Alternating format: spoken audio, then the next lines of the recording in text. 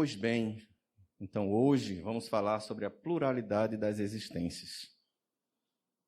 Está lá no Livro dos Espíritos, na questão 222, que na verdade não é uma questão no sentido de ter pergunta e resposta, mas são mais comentários, reflexões que Allan Kardec traz para a gente, né, finalizando talvez um capítulo anterior que foi tratado. Né? Quem vem aqui nos sábados, acredito que já tenha visto várias palestras sobre pluralidade das existências e pluralidade dos mundos habitados. Então é como se fosse um fechamento. Então a gente está tentando trazer aqui umas reflexões talvez um pouquinho diferentes do que foram tratados em outros momentos, e algumas delas talvez se somem, né, com alguma coisa diferente aqui e ali. O Boston Journal publicou em 1904 uma matéria interessante, que poderia estar, de repente, nas páginas policiais. No entanto, a gente vai ver que essa matéria ela traz uma característica adicional, que tem tudo a ver com o que a gente vai conversar hoje. Publicava lá que um grupo de crianças que estavam na escola saíram dessa escola e foram passear numa casa mal assombrada. Nessa casa mal assombrada, elas andaram de um lado para o outro, brincaram aqui e ali, e chegaram num determinado aposento dessa sala, dessa casa. Aquele aposento era a adega daquela casa. E lá, mexe ali, mexe aqui, eles descobriram atrás de uma parede falsa um esqueleto humano. Páginas policial, poderíamos pensar. No entanto, aquela casa tinha uma história de longa data. Desde os idos de 1840, 40 e pouquinho, 44, ela era considerada assombrada. Aquela casa teve como moradores algumas famílias. A primeira delas, a família Bell. A família Bell, em determinado momento da sua estada ali, começou a escutar batidas. Começou a escutar arranhões naquela casa. Começou a perceber passos. E quando se chegava para ver o que é que era, canto mais limpo. Buscaram ver se era alguma coisa relacionada a algum bicho, o vento, o estalido da madeira, talvez, a gente sabe, né? Que quando esquenta ou quando esfria o tempo, a madeira faz aqueles estalos. E é muito comum lá nos Estados Unidos, principalmente em casas que ficam muito no campo, roedores invadirem, né, os sótãos, os porões, as paredes, e ficarem naquele rói-rói. A família Bell saiu da casa. Veio a família Wickman. A família Wickman ficou mais ou menos um ano e pouquinho nessa casa. E da mesma forma que a família Bell, também escutava passadas, batidas, arranhões, olhava lá, canto mais limpo. Depois dessa família Wickman, veio a família Fox.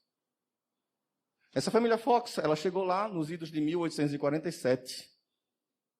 E mais ou menos em 1848, começaram também essas batidas, esses arranhões, uma passada. Iam lá olhar, canto mais limpo. O que é isso? O que está acontecendo nessa casa mal assombrada? Bela noite, a família, passando por esse transtorno, as filhinhas ficaram assombradas e inquietas com aquilo que estava acontecendo e resolveram dormir com os pais. Nunca ninguém fez isso na vida, né? Aqui, ali, nunca. E foram dormir com o papai e com a mamãe. Dormindo com o papai e com a mamãe, as batidas se fizeram novamente. E cada vez mais forte, mais forte, mais forte. Era a noite de 31 de março de 1848. A menorzinha Kate resolveu fazer uma brincadeira. Desafiar aquelas batidas. Faça o que eu faço. E danou-se a bater palma. Batia uma palma, uma batida era respondida. Batia 2 palmas, 2 batidas eram respondidas. E começou a perceber que ela imitava. Essas batidas vinham de acordo com o desafio que ela fez. Faça o que eu faço. A mãe, então, acabrunhada com aquilo. Espera aí, eu vou fazer agora uma perguntinha aqui que ninguém sabe, que não tem como isso sair de forma aleatória. E disse, Senhor, ou o que quer que seja, faça aí as batidas dos anos dos meus filhos, um por um, quanto cada um tem de idade. E se fez a batida para o primeiro, acertou. Para o segundo, acertou. O terceiro, e assim foi. Até que quando chegou no sétimo, deu uma pausa e depois deu 3 batidas. Era a idade do filho menor que tinha morrido com 3 anos. O que é isso? É no mínimo curioso. Continuou-se a investigação e fizeram tipo um código. Uma batida era sim, 2 batidas, não. E começaram a fazer diversas perguntas. Não mais agora apenas aquela família, mas começaram a trazer outras pessoas que podiam ajudar naquela investigação, porque perceberam que existia algo ali. Um fenômeno estranho estava acontecendo. E foi quando, nas perguntas, aquela entidade disse que estava morta. Que era um morto. Disse que tinha sido assassinado. Disse que tinha sido assassinado por causa de dinheiro. E disse que tinha sido assassinado por causa de dinheiro com uma faca de açougueiro na garganta. Todo mundo ficou estupefato. E começaram a adentrar mais na investigação. E ele disse que tinha acontecido isso há 4 anos passados. Na época que a família Bell morava na casa. Foram investigar. E tinha uma ama que morava com a família Bell, que trouxe um caos. Que uma bela noite, nos idos de 1843, 44, um determinado mascate, Charles, passou pelaquela casa. E que misteriosamente sumiu.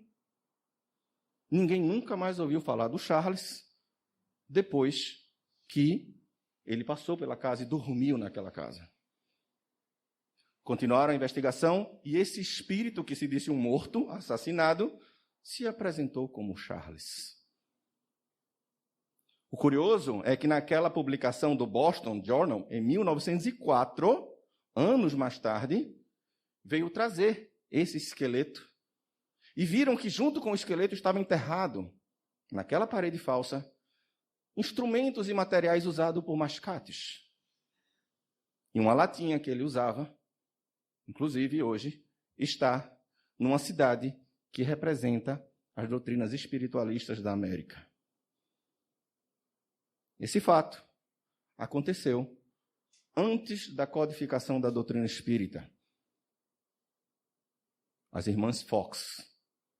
Esse fato mudou toda a possibilidade de enxergar um fenômeno dito sobrenatural. Porque passou pela investigação, passou pela experimentação, passou pelo crivo da reflexão e da análise, e não apenas de uma pessoa, mas de um grupo de pessoas. A gente sabe que isso se desdobrou em outros fenômenos, como as mesas girantes, que aconteceram também, e lá na Europa chamou a atenção de Allan Kardec. Mas a gente não está aqui para falar de Allan Kardec. Aliás, Alisson falou e falou muito bem no domingo.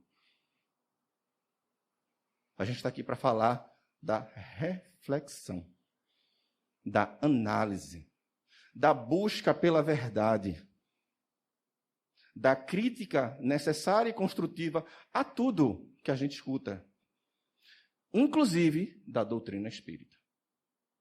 Inclusive da doutrina espírita. Às vezes, a gente fica muito envolvido em determinados processos, em determinadas teorias, e a gente acaba aceitando aquilo como uma verdade absoluta, sem sequer pensar se aquilo faz sentido. Se aquilo tem algo que realmente se sustente, que está alguma base forte e firme, onde a gente não simplesmente aceita porque alguém diz que é, mas aceita porque compreendeu. Na doutrina estimula isso em todos os suas perguntas, suas reflexões, suas análises. Quem somos nós? Quem somos nós? Quem são vocês? Imitando Kardec, vê que pretensão. O que somos nós? Que ele fala que é Deus. E aí, trazendo essa mesma premissa, que somos nós? Que é você? Quem sou eu? Será que existe algo além disso aqui? Dessa vestimenta, não estou falando da roupa, tá? Que está atrás da roupa. Desse corpo? Será que tem algo além? Ou não? Ou é o corpo e bom, basta. De repente alguém diz, não, Arturo, basta. Tudo bem. Mas será que só o fato da gente achar que basta significa que aquilo é a verdade absoluta? Ou será que a gente pode aprofundar nessas análises e reflexões, conforme Allan Kardec, inclusive, nos estimula? É dito que a mentepsicose, ela é uma teoria que vem da antiguidade. Da antiguidade, dos egípcios. Foram passando de povos em povos até que chegou aos filósofos, aos gregos, aos romanos. Pitágoras assimilou essa teoria como a transmigração das almas. No entanto, uma transmigração que não era seletiva no sentido de só habitar o corpo humano, mas uma transmigração onde era possível que a alma do humano, inclusive, encarnasse em animais. Talvez até em um momento de purgação ou de expiação por atos que não foram bem realizados. A doutrina espírita vem trazer que, sim, existe a transmigração. No entanto, a partir do momento que o espírito encarna no homem, enquanto homem, humanidade, homem e mulher, ele não pode, ou não encarna mais, não é nem que não pode, não encarna mais em animais, porque, inclusive, isso não faz sentido. Porque o homem ele tem características de evolução maiores, ou numa hierarquia maior do que esses animais. E o espírito não perde o que já ganhou. Ele não retroage. Isso é uma coisa importante para a gente pensar, porque a gente, às vezes, pode achar que quando a gente vê alguém passando por uma situação difícil e vai estudar, de repente, uma vida passada dessa pessoa, e naquela vida passada a pessoa teve um monte de coisa, e nessa atual não tem, ele está retroagindo. Não, não está. Os aprendizados e as reflexões que ele teve lá atrás nunca se apagam da memória dele. Mas ele precisa passar por determinadas situações até para testar esses conhecimentos e esses ganhos que ele teve nas anteriores. Então ele não perde. Ele pode estar sendo, de repente, provado. Ou trazer alguma coisa diferente para o seu aprendizado. Mas, para tudo, conforme Allan Kardec nos estimula, vamos pensar por um momento que espírito não existe. Tá? O espírito não existe. Certo? Só existe a matéria. Somos todos materialistas. Só existe a matéria.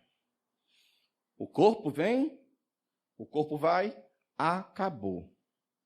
Acabou.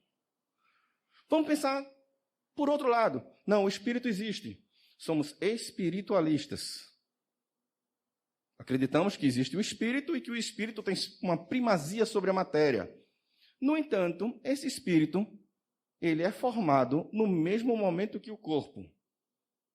Um não tem espírito, só o corpo, e o outro, o espírito, é formado no momento do corpo. O que seria de Mozart, que aos 5 anos já compunha? O que seria de Sibelius, de Campina Grande? Quem aqui já não ouviu falar de Sibelius Donato? Que nasceu prematuro, com 6 meses, um pouco mais de 1 quilo, não andava, não falava, até os 3 anos e 8 meses. E aos 4, se levantou, sentou no piano e tocou Assum Preto. Assum Preto, de Lulu Gonzaga. E no dia seguinte, ele saiu de Assum Preto para Chopin. Sibelius Donato Tenório. Mas na frente, Chico Xavier veio nos dizer, a humanidade, né, não a mim, que Sibelius era a reencarnação de um outro Sibelius, que foi um compositor finlandês. E por uma, talvez não coincidência, mas uma intuição, o pai dele coloca naquela criatura o mesmo nome de uma encarnação passada. Vejam que coisa interessante. Mas voltando à nossa reflexão, como justificar essas ideias inatas? Ou esses ganhos tão fortes que algumas crianças apresentam logo no seu início de vida. Não deu tempo. Não deu tempo de aprender. Não deu tempo de praticar. E ainda mais uma criatura como o Sibelius, que não andava e não falava até os 3 anos e 8 meses, e com 4 ele sente e toca. Se eu visse um negócio desse, eu saía correndo com medo. Porque é extraordinário um negócio desse. É o que a gente poderia chamar de verdadeiro milagre. Milagre não na acepção sobrenatural, mas milagre na acepção de algo extraordinário. Imagina o susto, é sério, gente. Se transfiram para aquele momento. Um menino que não anda, que se arrasta, de repente ele se levanta e... Né? Coração bate a mil, e haja Rivotril. Mas, enfim. E a gente vai pensando sobre essas possibilidades, e a gente percebe, só falei das ideias inatas, viu? Mas e quando a gente vai tratar, por exemplo, das lembranças de vidas passadas? Vários estudiosos, e aí eu não estou falando aqui de religiosos, apesar de alguns deles o serem também, não necessariamente da doutrina espírita, tá? Eles vêm trazer verdadeiros compêndios sobre essas investigações, sobre essas vidas passadas. E nos mostram que determinadas crianças, elas relatam de forma tão clara e tão objetiva, tão rápida, que não tem sombra de dúvida que tem algo ali de diferente. Como inventar aquelas respostas? Como ver fotos e dizer, essa pessoa foi meu pai, essa aqui foi minha mãe, esse aqui é o lugar onde eu morava. Dizer o nome de quem era, e quando vai investigar aquela criatura existiu, e aquelas fotos eram exatamente daqueles lugares e das pessoas que tinham uma relação familiar com ela.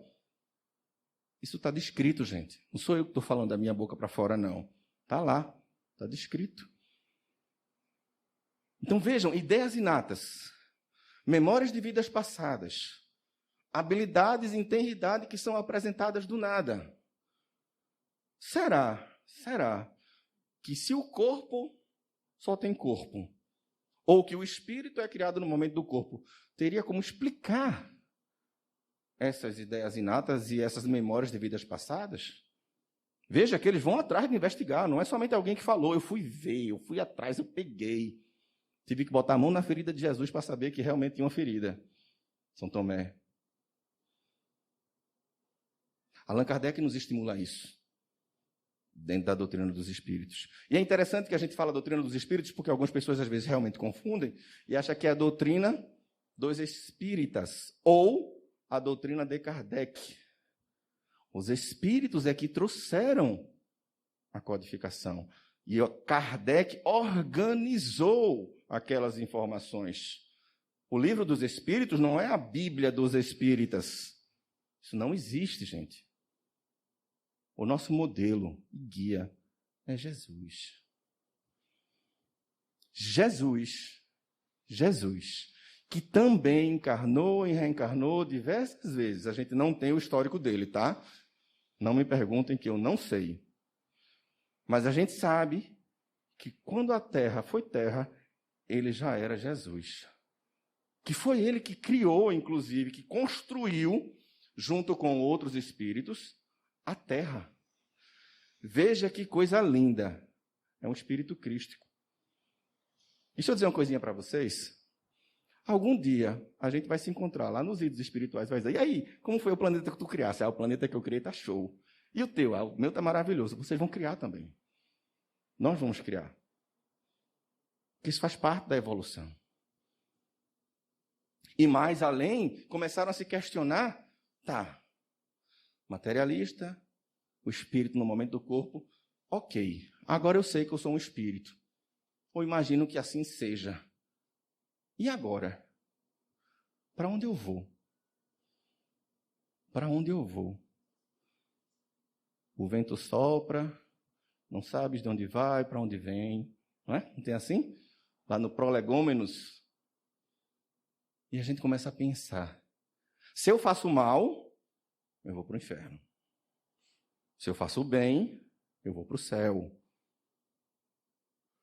Isso é uma coisa curiosa, porque algumas pessoas acreditam que isso foi uma revelação que veio a partir da igreja. Isso não é verdadeiro. Os infernos, eles já existem, na antiguidade. Várias culturas, vários povos falavam do inferno, não da mesma forma que a gente o conhece hoje em dia pelas igrejas. Mas o inferno de Dante, o inferno dos nórdicos, o inferno dos egípcios, cada um com uma condição diferente para entrar ou sair. As câmaras de tortura, onde você poderia ficar mergulhado no mar de sangue, onde você podia estar preso num rio congelado, onde você poderia estar num local repleto de monstros, sempre com fome. Os infernos. E em alguma dessas culturas, para você ir para o inferno ou não, se pesava o seu coração com uma pena. E se o coração pesasse mais do que a pena, sorry. Vai lá para a tua salinha. E dependendo do mal que você causou, você vai para uma ou outra sala dessas torturas infernais, dependendo do que você causou. Mas se não, se a pena tiver melhor, show. Vou para o céu. Vou para os campos elíseos. Vou para um local de beatitude, que para algumas culturas era beatitude. Relax. Era um spa. Vamos para o spa. E para outras, não. Como a nórdica, você poderia ir para Valhalla. Junto com Odin, esperar o momento do Ragnarok, que era o fim do mundo, para você voltar a lutar contra aquelas criaturas que queriam destruir o planeta.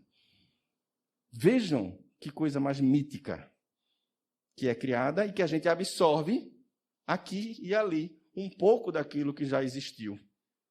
E criamos os infernos, os céus. Alguns questionam o umbral como sendo o inferno dos espíritas. Não é.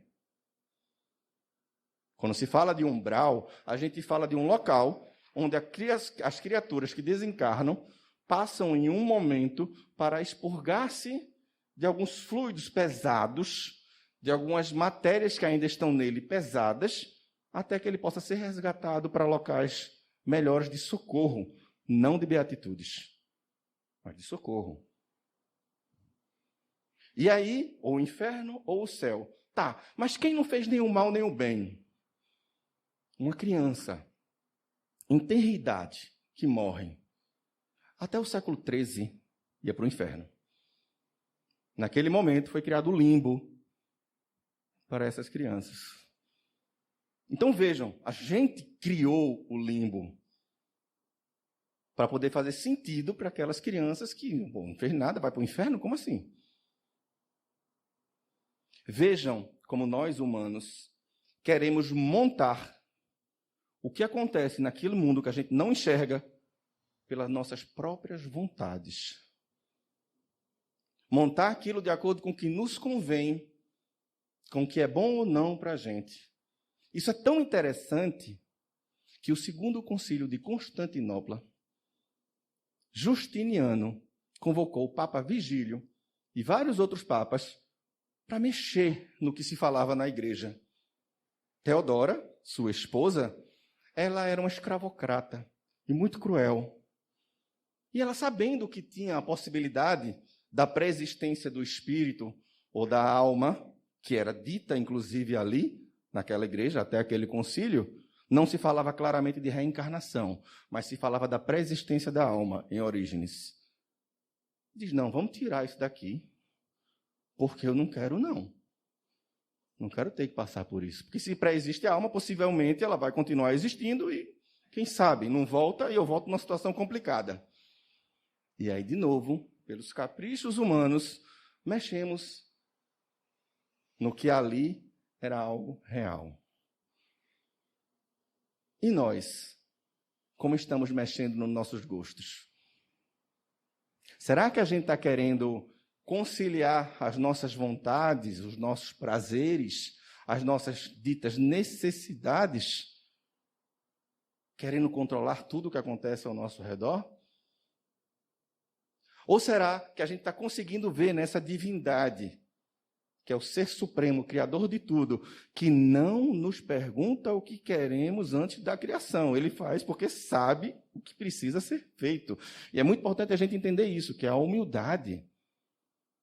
Alguns de nós, a gente fica tão absorto num grau de conhecimento elevadíssimo, que acha que pode mandar em tudo e em todos, inclusive na criação.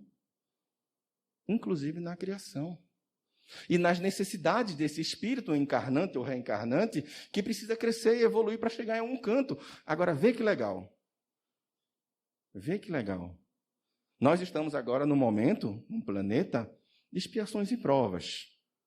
Existem as categorias dos mundos habitados que estão relacionados à categoria dos espíritos que lá habitam. E nós estamos ainda na adolescência espiritual. Então sentimos dores. Sim, sofremos. Sim, mas deixa eu te dizer uma coisa legal. Vai passar. Mesmo que tu não queira, vai passar. Mesmo que tu não veja saída, vai passar. Sabe por quê? Porque Deus é bom. Mas eu estou sofrendo agora. Ele impôs um sofrimento a mim? Não. Se você está sofrendo agora, possivelmente você cometeu equívocos. E, nem todos esses foram lá atrás, não, viu? Muitos deles, se não a maioria, foi aqui agora.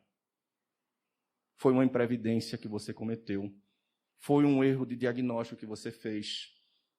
Foi um investimento desnecessário que você tomou. Foi uma vaidade que te fez tomar um caminho de risco e você caiu. Aqui.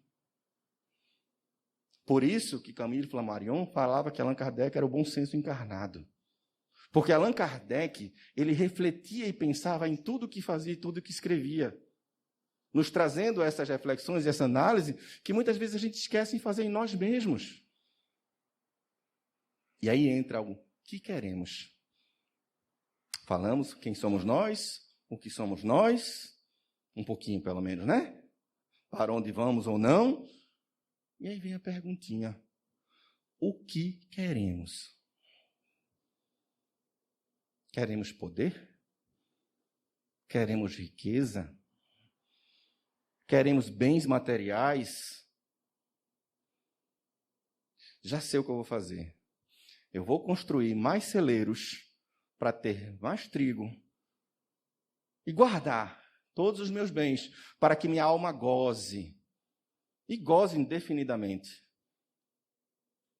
Tolo que és. Tolo que és. Hoje mesmo tiraremos tua alma. Morrerás. E aí? E aí?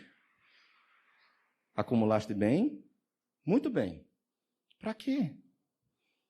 Arthur, então você está dizendo que a gente não deve fazer a nossa poupancinha, nosso investimento, nossas ações. Não estou dizendo isso. Mas precisa explicar, porque pode parecer, né? Não. Pode fazer sim seu investimento, claro. Pode fazer seu investimento em ações, pode comprar seu carro, seu iate. Desde que isso não seja mais importante do que o sentimento real da busca do amor, da solidariedade. Porque se assim fosse, gente, todo rico estaria condenado. Isso não faz parte da bondade de Deus. Se existe a riqueza, tem um propósito para ela existir. Se existem os bens, tem um propósito. Se a gente acredita que Deus é bom, soberanamente bom e justo, tem que ter um propósito para isso também. E durante as nossas transmigrações sucessivas, a gente também vai aprendendo a utilizar isso. Num outro processo, que é um dos patamares da doutrina dos espíritos, que é a evolução. A gente evolui enquanto está indo lá, vindo cá, indo lá, vindo cá. E aprende a manipular essas riquezas. Sabe-se, por exemplo, que quando se a gente fosse distribuir a riqueza igual para todo mundo, em pouco tempo acabaria. Porque nem todo mundo é previdente o suficiente para saber lidar com isso, porque somos diferentes. Estamos em processos evolutivos, em momentos evolutivos diferentes. E está tudo bem. E está tudo bem. Ah, eu sou um desgraçado. Ah, eu não sei. Ah, eu só erro. Aquele é melhor do que eu. Calma. Vamos pensar. E aí volta aquela perguntinha que eu fiz. O que queremos? Qual é o teu propósito? Qual é o teu propósito? Para pensar um pouquinho, não precisa falar. Qual é o teu propósito? O que faz sentido para você nessa existência? O que te move? Qual é o patamar ou a meta que você quer chegar? De acordo com os estudiosos, e aí não da doutrina espírita, mas também da doutrina espírita, mas da espiritualidade, que existe uma diferença de conceitos, né? Diz-se que a espiritualidade do ser é a busca por propósito, por sentido, que pode sim ser descoberta ou ser aliada à proposta de uma determinada religião. E que religião maravilhosa é essa que a gente tem aqui, a doutrina dos espíritos, que nos mostra tanta coisa, que nos ajuda a buscar esse propósito. Se a gente já sabe, ó que coisa consoladora, maravilhosa, que Jesus é nosso guia e modelo, e que Jesus é quem é Jesus, e que ele disse para a gente, podereis fazer o que eu faço e muito mais. Gente, Jesus não mente. Ele disse a verdade. A gente vai chegar lá. E sabe o que é interessante? Esses mesmos estudiosos, esses estudos sobre a espiritualidade, baseado nos estudos de Harold Koenig, de Luiz Pérez, de Cristina Puhalski e tantos outros estudiosos, eles trazem para a gente que a gente já encontra um alívio, uma mudança até orgânica que nos ajuda a combater doenças, que nos ajuda a ativar ou desativar genes. Genes, eu estou falando de DNA. Ajudando no processo de cicatrização de feridas, baseado nessa busca. Porque a felicidade, gente, não está lá, não. A felicidade está no caminho. Lá é o auge. Mas, se eu já começo a pensar sobre isso, os problemas e as dificuldades não vão sumir, não. Mas elas não vão te afetar como afetaria se você não tivesse um propósito. Afinal, quando você tem um propósito, eu quero passar no curso de medicina, eu quero passar no curso de direito, eu quero passar no curso de fisioterapia, e por aí vai. Você pode ficar a noite sem dormir, não pode? Estudando. Você pode, de repente, não comer bem um dia ou outro. Você pode sofrer um problema porque extrapolou e aí entrou em fadiga. Mas mesmo assim você continua fazendo. Vai se ajustando, vai se adaptando, vai vendo o que funciona melhor para você aqui e ali, porque você tem uma meta.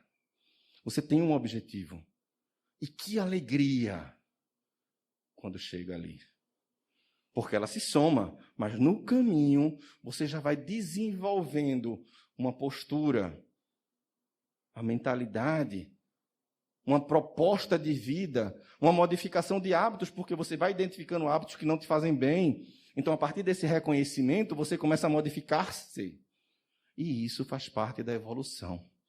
Imagine isso no mundo dos espíritos e no mundo encarnado, acontecendo constantemente, porque, tu, espírito, nós, espíritos, nunca vamos morrer. Nunca.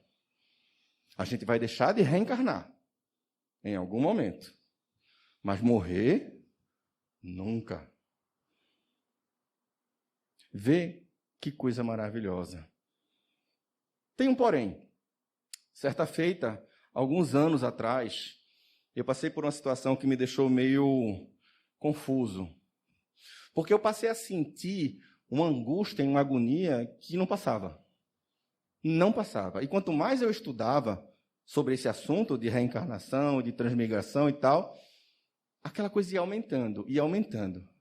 Até que um belo dia, eu percebi a aproximação muito forte de um espírito. Eu sou médium, eu trabalho na reunião mediúnica. À época eu não trabalhava como eu trabalho agora, estava começando. Agora eu sei um pouquinho melhor desses processos, mas não é um pouquinho só, porque realmente é muita coisa para aprender. Mas lá atrás a gente estava ainda buscando as literaturas corretas. E aí foi quando esse espírito chegou e disse: meu Deus, desespero, desespero. Meu Deus do céu, eu nunca vou morrer. Ele dizia: eu nunca vou morrer. Eu quero sumir. Eu não aguento mais. O espírito desencarnado. Eu nunca vou morrer. E repetia aquela angústia. E eu senti em mim, de fato, uma coisa que eu nunca tinha sentido na vida. Tamanho uma angústia daquele espírito que queria sumir. Que queria sumir.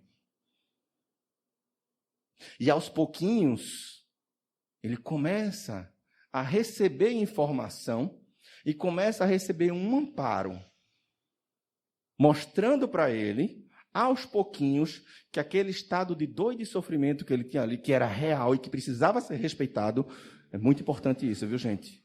É muito importante. Respeitar a dor e o sofrimento do outro. Às vezes o outro está sofrendo tanto, e quando a gente chega com alguma frase feita, pode ser muito mais prejudicial do que ficar simplesmente calado e ouvindo. Tipo, isso é falta de Deus, falta de fé. Não tem fórmula pronta para isso. Escute o que a pessoa tem para dizer. Se você não tiver o que dizer de forma assertiva, não diga. Ore. Fica a dica aí.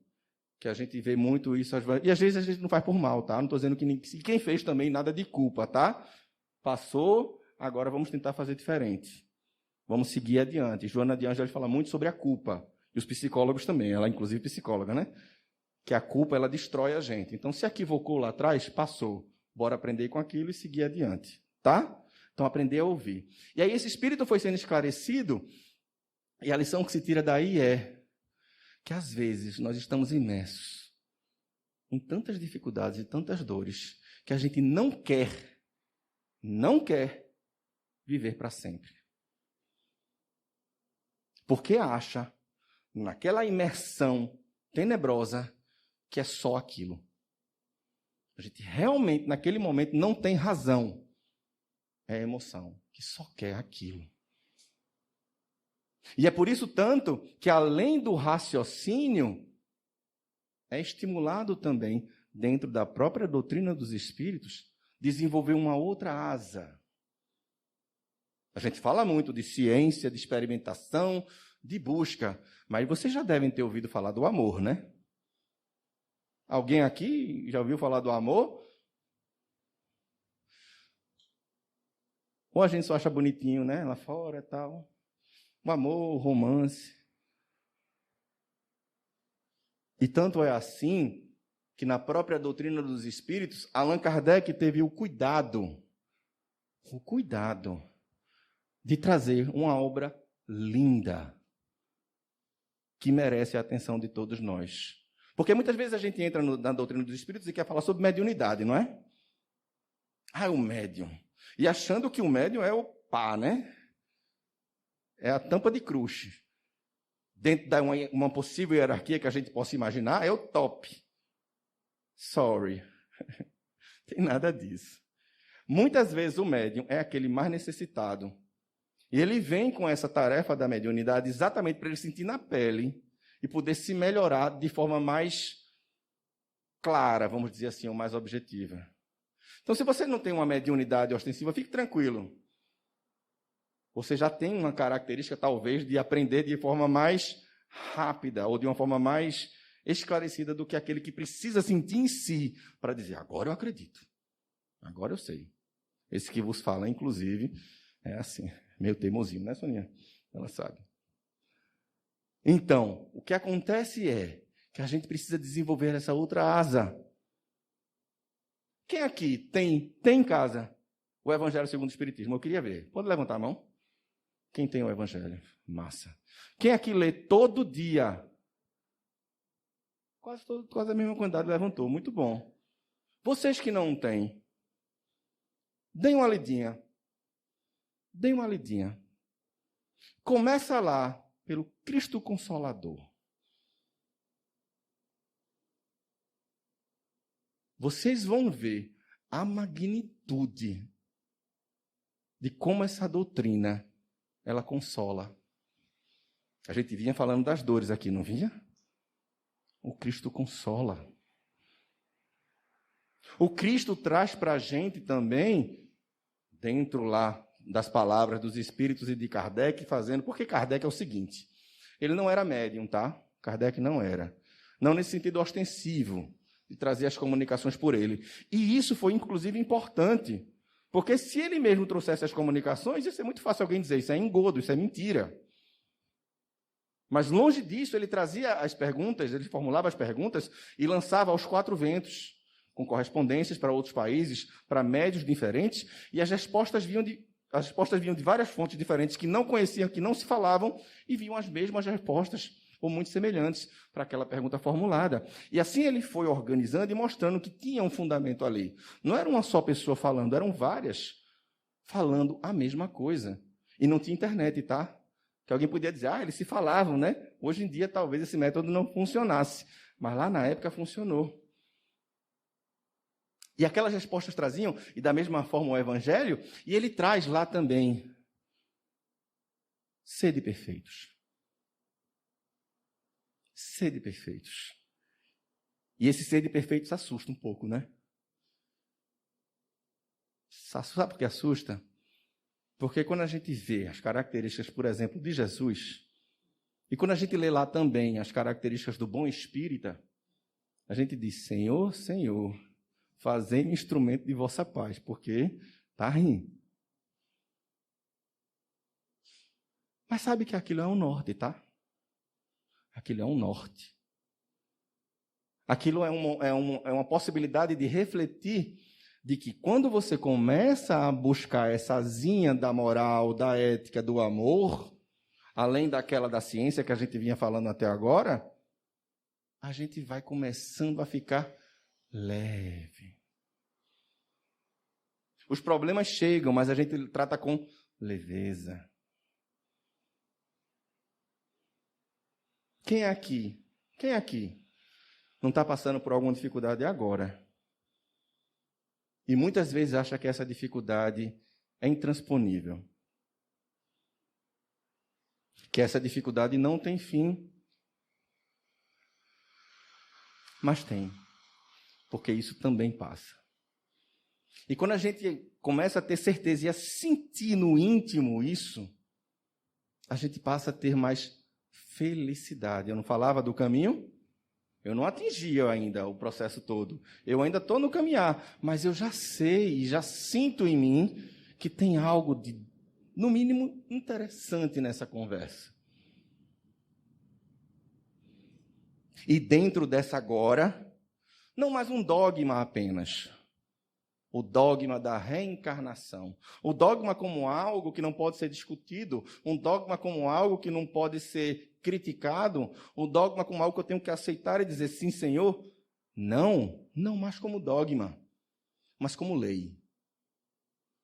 Como lei biológica.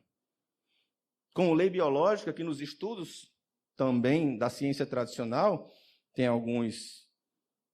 Não sei se vocês conhecem, mas existe a Associação Médico Espírita.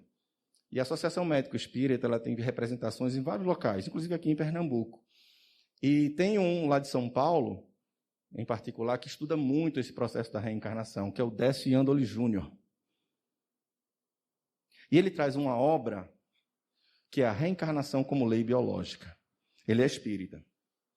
Ele traz nessa obra, de forma ilustrada e científica, e analisada e avaliada, que se não existisse a reencarnação, como a gente traz aqui, não seria possível, por exemplo, a gente enxergar com esses olhos que a gente tem. O corpo físico, estou falando. A gente não teria um sistema imunológico tão bem desenvolvido que se arquiteta a ponto de destruir uma bactéria invasora com tanta propriedade. Um sistema de coagulação que, quando leva um corte, ele promove todo um processo ali dentro do organismo que estanca aquela hemorragia e provoca a cicatrização da ferida. São sistemas de complexidade irredutível ou irredutíveis.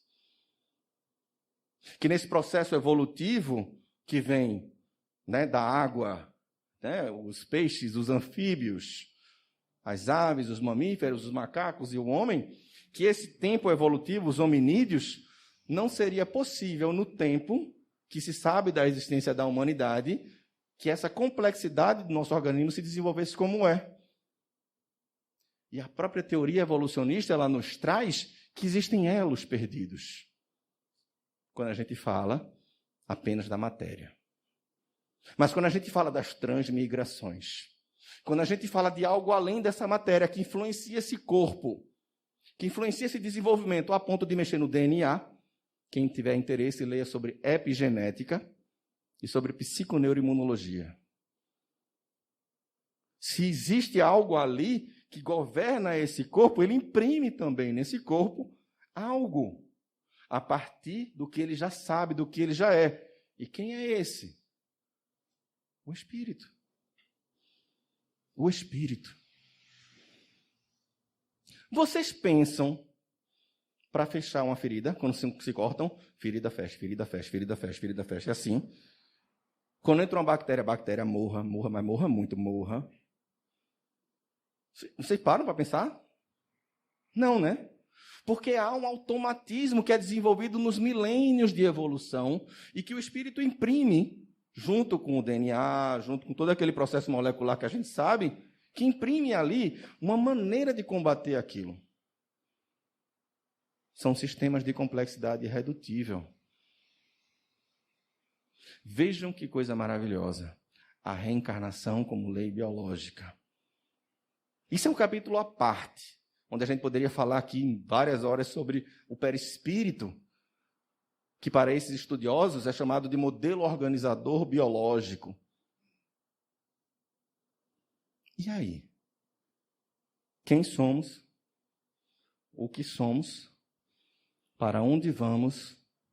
O que queremos? Como? E o como? Tem o como e tem o quando, né?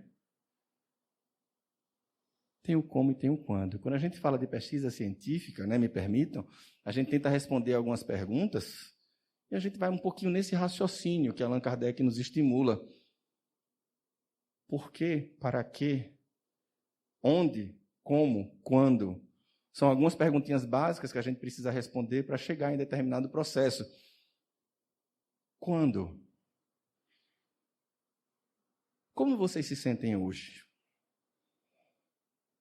Como vocês estão se sentindo nesses últimos dias? Não vai muito para longe, não. Vamos pensar de agora. Será que você já está se sentindo, de repente, animado?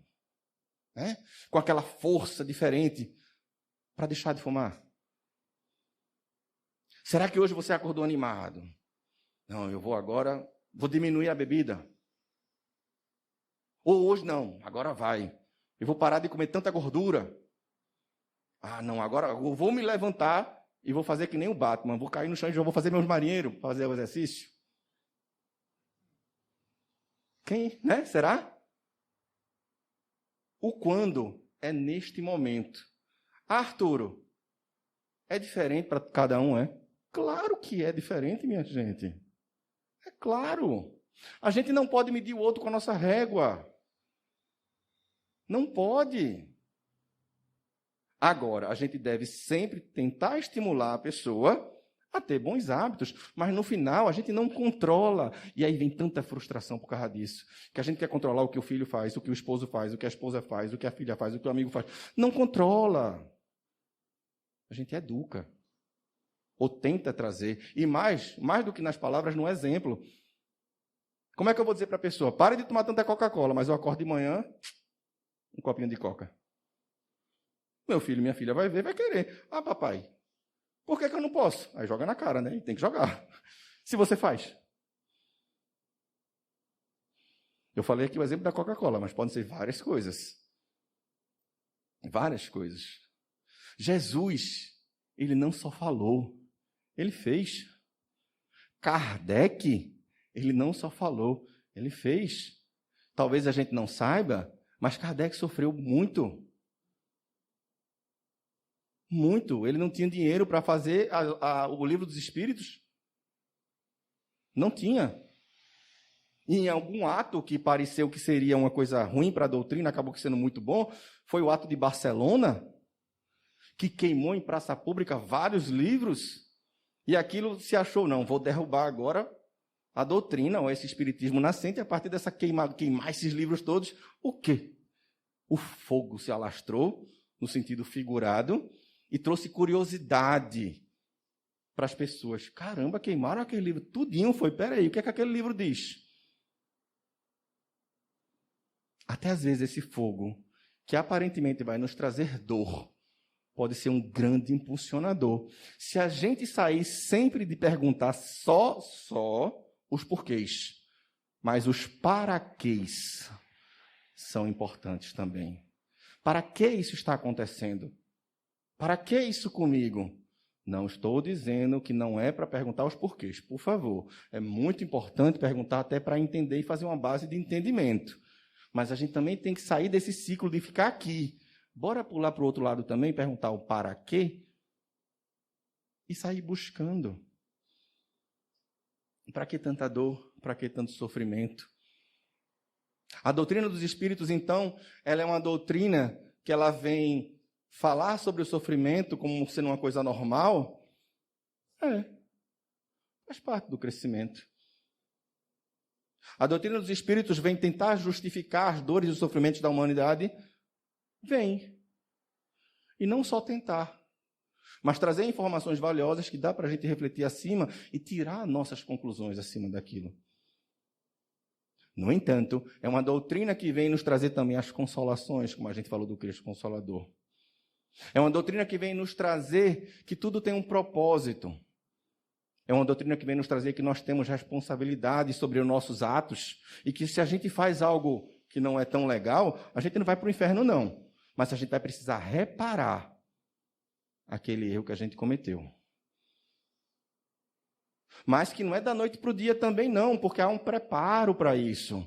A gente morre no sentido do corpo, né? A gente volta, a gente morre, a gente volta e se prepara para que em algum momento, quando a gente estiver pronto, olha a misericórdia. Eu vou ter que reparar, mas eu vou reparar quando eu estiver pronto. Quando eu estiver pronto. Eu não vou passar imediatamente por uma dor lancinante sem estar pronto, eu não vou aguentar. Onde é a bondade de Deus? Então, por mais difícil que seja, se você está passando por uma dor agora, por um momento muito difícil agora, que parece intransponível agora, a gente pode dizer com muita tranquilidade, isso vai passar. Pode ser hoje, pode ser amanhã, pode ser depois, mas é de fundamental importância que nós façamos a nossa parte. Nem que seja ligar para alguém. Socorro, me ajude. Dá para entender isso, gente? Que existe uma lei, existe, mas que a gente, dentro dessa lei, que é a lei de reencarnação, a lei biológica, a gente vai interagindo com ela a partir dos nossos próprios movimentos, das nossas próprias escolhas.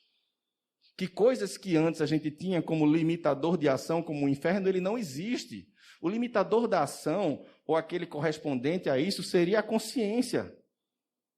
A consciência que vai nos alertar o que está caminhando bem ou não, e em não estando bem, a gente, pela própria consciência, não é Deus que castiga, a gente vai reparar em vidas sucessivas. Que se assim não fosse, alguém que praticou muito mal e fosse para o céu, não estaria de acordo com a misericórdia, com a justiça. E alguém que se sacrificou por outros, de repente cometeu um equívoco ali, vai para o inferno e acabou. E ainda ficar longe daqueles que ama eternamente. Porque vê, se você vai para o céu, mas o teu filho vai para o inferno, o céu realmente seria o céu para você? Para pensar. Longe para sempre. Então é necessário. É uma lei. Reencarnação como lei biológica. não apenas como dogma irrecusável, irrefutável, não, mas uma lógica e uma lei. Nós passamos por sucessivas, nós aprendemos, nós erramos, nós voltamos, nós acertamos. Nós temos um propósito, nós precisamos descobrir qual é. E para isso precisamos autoanalisar e autorreconhecer. E saber que a gente tem uma rede, e uma rede que nos apoia, mesmo que a gente não veja. Mesmo quando a gente se sinta mais desamparado, existem espíritos superiores nos orientando, nos ladeando, que são nossos anjos de guarda. E fora isso tem Jesus e o Pai, que nos guiam. E o próprio Espírito de verdade, para fechar, ele nos traz que espíritas, amai-vos. Eis o primeiro mandamento, ou o primeiro ensinamento. Instruí-vos. Este é o segundo. Que o Pai do céu nos abençoe e que possamos seguir em paz.